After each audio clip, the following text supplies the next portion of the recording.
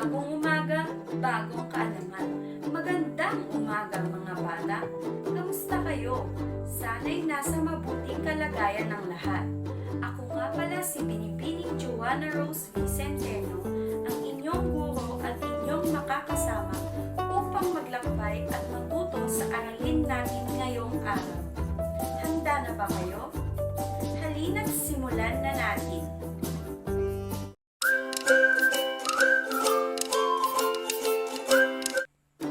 Ngunit bago ang lahat, tayo ay manalangin at magpasalamat sa Diyos.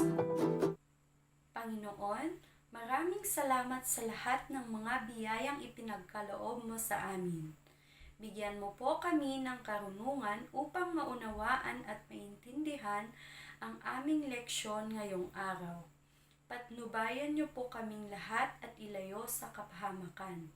Ito ang aming samot dalangin namin sa pangalan ng Panginoong Hesukristo. Amen. Ngayon, tumayo tayong lahat at tayo'y kumanta ng tumayo at umupo na may tunog na magtanim ay di biro.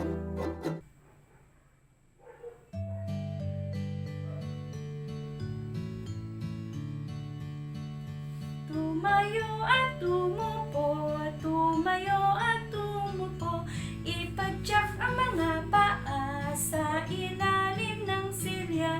Ikunday, ikunday ang iyong mga kamay. Lumuhod, lumuhod nang hindi ka mapagod. Ulitin natin mga bata. Tumayo at umupo, tumayo at umupo, ipadyak ang mga paa sa ilalim ng silya. Ikunday, ikunday ang iyong mga kamay.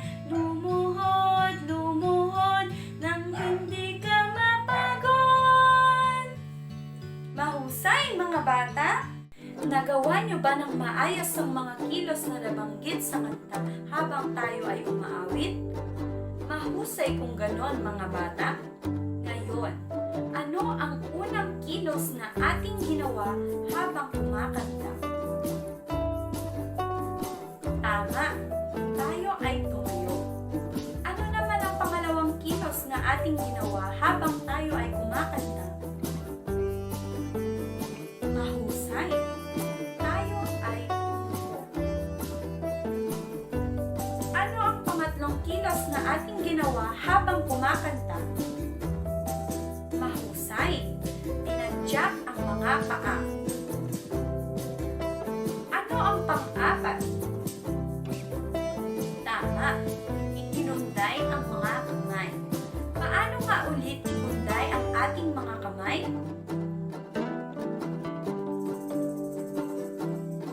Mahusay. Tama. Ano naman ang huling kilos na ating ginawa habang kumakanta? Tama. Tayo ay lumuhod. Mahusay mga bata. Kayo talaga ay nakikinig sa ating leksyon. Ngayon, ano sa palagay niyo ang mga salitang ito? Tama. Ito ay mga salitang kilos. Ngayon, may mga larawan akong ipapakita at isa-isahin natin at tukuyin ang kanilang ginagawa. Ibigay ang sagot sa pangungusap.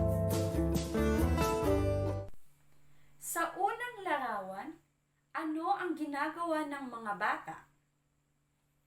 Mahusay, bigyan ng 5 palakpak. Ang mga bata ay naglalaro. Ano naman sa tingin niyo ang ginagawa ng mga bata sa pangalawang larawan? Tama, ang mga bata ay kumakanta. Palakpakan natin siya mga bata. Sa pangatlong larawan naman, ano ang ginagawa ng bata? Mahusay, ang bata ay kumakain. Sa pang-apat, ano ang ginagawa ng bata?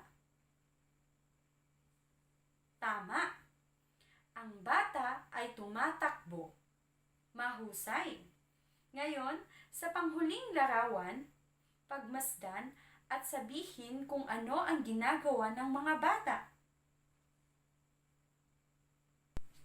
Mahusay! Palakpakan natin siya, mga bata.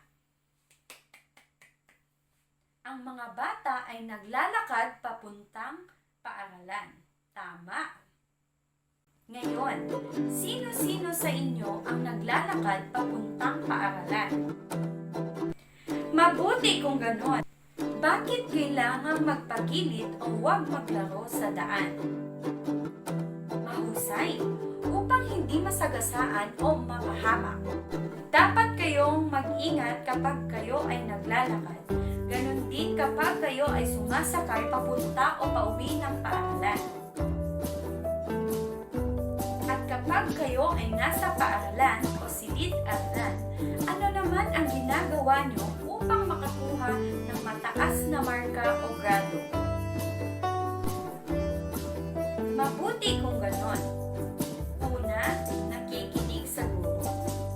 Kayo ba ay nakikinig sa guro, mga bata? Mahusay kung ganon. Ano pa? Nagsusulat ng leksyon? Tama, mahusay. Ano pa, mga bata? Nagbabasa ng mga libro. Tama.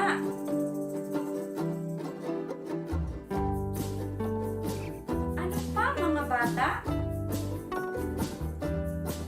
Nagsasaulo ng mga tula. Mahusay kung ganon. Ano pa ang inyong ginagawa upang makakuha ng mataas na marka o grado? Tama, nagre-review ng mga leksyon. Mahusay kung ganon, mga bata.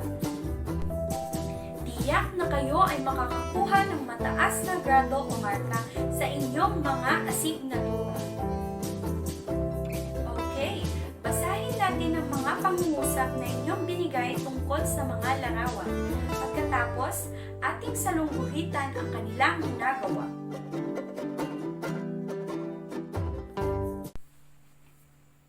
Una, ang mga bata ay naglalaro. Sa unang pangungusap, ano ang ginagawa ng mga bata? Naglalaro. Tama. Pangalawa, ang mga bata ay kumakanta. Sa pangalawang pangungusap naman, ano ang ginagawa ng mga bata? Tama, sila ay kumakanta. Pangatlo, ang bata ay kumakain. Ano ang ginagawa ng bata? Kumakain. Mahusay. Pang-apat, ang bata ay tumatakbo. Sa pang-apat, ano ang ginagawa ng bata? Tumatakbo. Pang-lima, ang mga bata ay naglalakad papuntang paaralan. Ano ang ginagawa ng mga bata? Naglalakad. Tama. Mahusay, mga bata. Ngayon, ano sa tingin nyo ang mga salitang ito? Mahusay. Ito ay mga salitang kilos. Ano nga ba ang salitang kilos? Ang salitang kilos ay nagsasabi o nagsasaad ng kilos o galaw. Talagang nakikinig kayo sa ating leksyon. Ngayon, para sa ating pagsasanay, may mga pangungusap akong ipapakita at aking babasahin. Pagkatapos, ibigay ang salitang kilos na ginamit sa bawat pangungusap. Una, si Leia ay bumibili ng pagkain sa kantina. Ano ang salitang kilos na ginamit sa pangungusap? Tama, bumibili.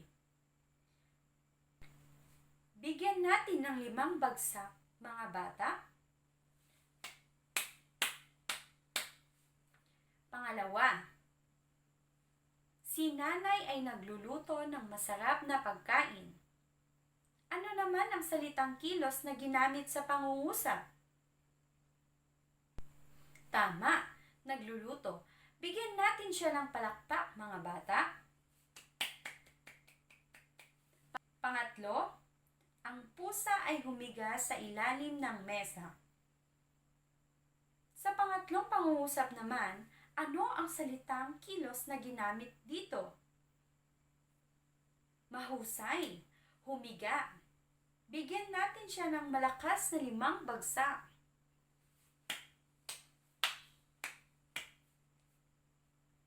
Pang-apat, ang mga bata ay tumatakbo sa kalsada. Ano ang ginamit na salitang kilos sa pangungusap? Tama, tumatakbo. Palakpakan natin siya, mga bata. Panghuli, tumatawa sina lolo at lola sa kusina. Ano ang salitang kilos na ginamit sa pangungusap? Tama, tumatawa. Bigyan natin siya ng maraming bagsak. Mahusay, talagang kayo ay nakikinig sa ating talakayan.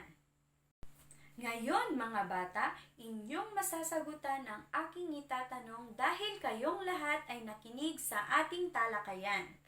Ano ang isinasaad ng salitang kilos? Tama, mahusay. Ang salitang kilos ay nagsasabi o nagsasaad ng kilos o galaw. Mahusay, magaling. Ngayon, bigyan natin ng ating sarili ng maraming palakpak. Magaling. Ngayon, mga bata, tumungo tayo sa ating pagsusulit. Gamit ang Nearpad Time to Climb feature. Ang pagsusulit ay naglalaman ng 5 items lamang. Bawat tanong ay may 30 segundo. Ang inyong pagsusulit, mga bata, ay 3 minuto lamang. Ngayon, ihanda ang inyong mga sarili at tayo ay magsisimula na. I-click lamang ang link na aking ibibigay. Panuto, piliin ang salitang kilos na naaayon sa bawat larawan.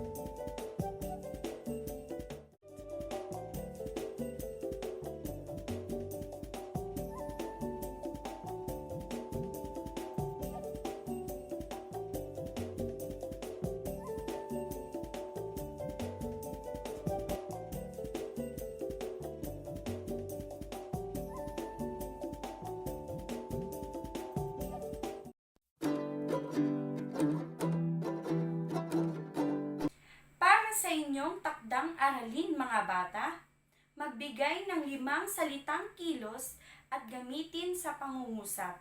Isulat ito sa inyong papel.